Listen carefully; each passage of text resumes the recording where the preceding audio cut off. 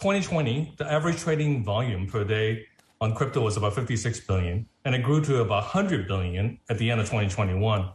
If you look at like the trading volume on NASDAQ, it stayed flat from 20 to 21 at 200 billion. So we know where the growth is. So that part of it, the world is extremely excited about to see where crypto is heading into the future. You look at DeFi projects, it grew from $20 million total value locked to almost $200 billion total value locked. So this growth rate is something we have never seen in any kind of tech product before. How much of this has got to do with venture capital investing in startups that are using new technology like blockchain and are linking themselves with cryptocurrencies like Bitcoin or some of the other coins when it comes to the payments that they're aligning and associating their startups with?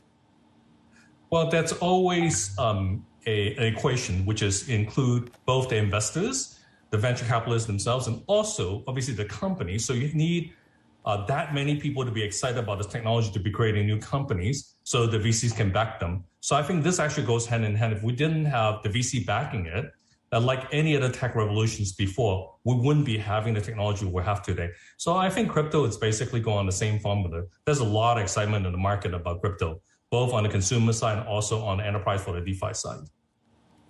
All right, let's talk a bit more about crypto then. 30 billion is the investment that's being flagged from venture capital over the course of 2022 as opposed to about 15 billion in the previous year, with expectations as well that the Bitcoin price, for instance, perhaps along with some of the other coins, is going to jump significantly as well. So I guess, is this a move to get in to ride on the coattails of higher prices and, of course, the moves that we're likely to see as a result of higher prices with related companies and investments? And what's your outlook when it comes to the move in Bitcoin, which is currently sitting below the 50,000 mark?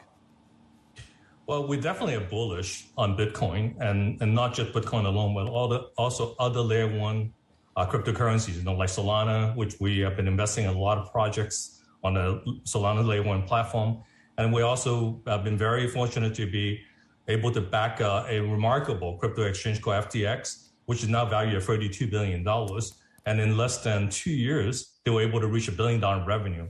That's something that even when I was doing BEA, took 5 years to get there. And that was a remarkable speed. Now we're seeing this stuff happening so quickly. So there's a lot of excitement around the trading of the currencies, for sure, about creating financial products that will be much more generalized, and will be much more democratized to be able to reach a much larger audience. And we won't be, limiting them to structured products, to accredited investors. This will be available to everybody. So from that perspective, there's a bigger audience, a much bigger potential for this to grow. It's a very exciting time. It's the most exciting time I've ever seen in technology.